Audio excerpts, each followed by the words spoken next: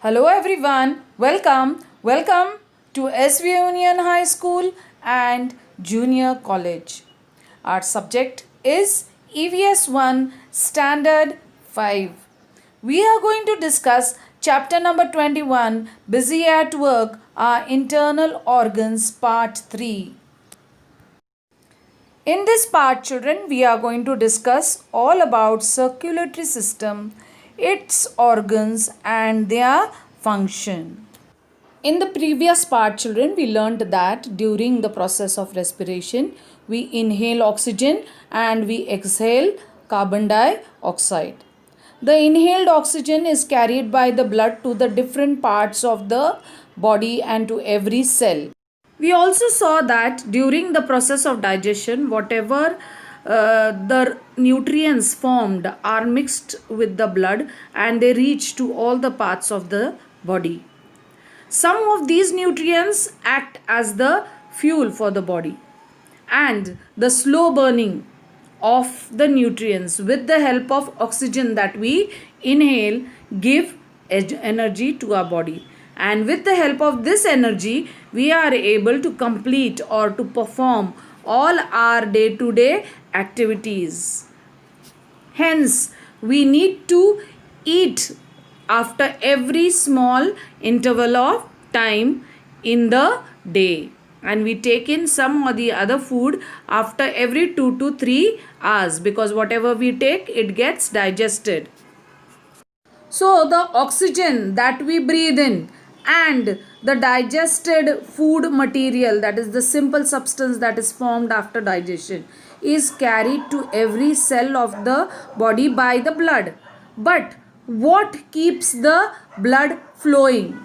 There is a system in our body which works or which does the special function of keeping the blood continuously flowing, and this function is carried out by the important organs like the heart and the blood vessels.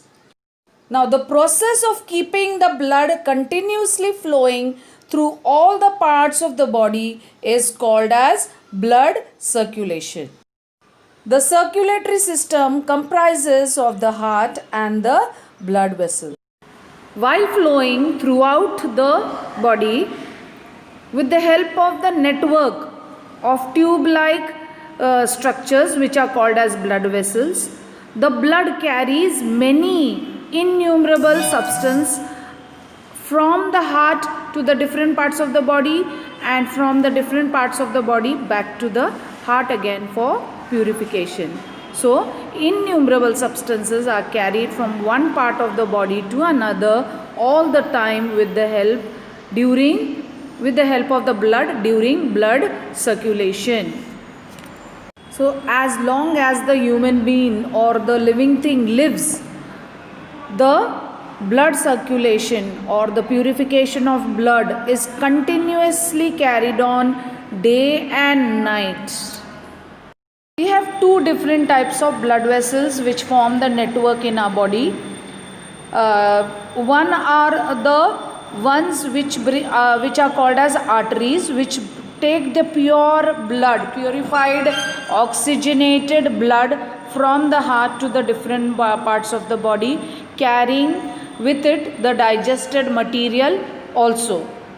And the other ones are the veins, which bring about the impure blood, which is the deoxygenated blood, back to the heart for purification. The above diagram shows us the network of arteries and veins that carry pure oxygenated blood and impure blood back to the heart again. The next important system that we are going to see is the nervous system. We are going to see its organs and their function. There are some functions in our body like the digestive, respiratory, circulatory, all are very, very vital for our body. That means they are compulsory to be carried out without any stop. There are some tasks which are controlled by us, like speaking, running, studying, playing. But some of the tasks are automatically carried on continuously in our body.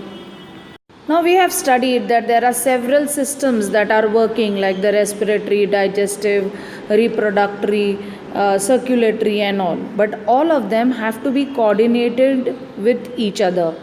Coordination means ensuring that all the functions occur at right time and in right manner.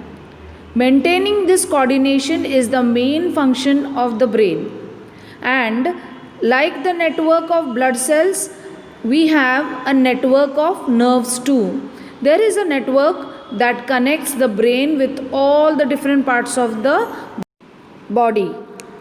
This is a network of nerves that carry messages to and fro between the brains and the parts of the body. The brain and the network of nerves are together called the nervous system. The nervous system functions to coordinate all the bodily functions. So the brain has a function of maintaining coordination in the body, and it is connected to different parts of the body with the help of the different nerves, which is called as the nervous system. So we saw how various system functions in our body and how do they coordinate with each other. We saw a few systems in our that functions for our body, that is respiratory system, digestive system, circulatory system and nervous system. Apart from these systems, there are various other systems too that all too work for our body, like the skeletal system, which gives proper support and shape to our body and protects the inner delicate organs. Then next is the excretory system, which helps to give out the waste substance from our body. All these systems are continuously carrying on their functions with proper coordination. If the function of any one of our system is disturbed, it affects all our other systems in the body too. Some people have some bad habits of consuming alcohol or smoking, etc. But this is an extra information given, children, in our textbook.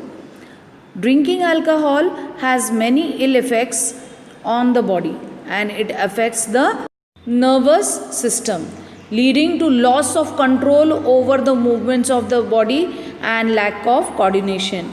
That is why it is dangerous to drive after drinking alcohol.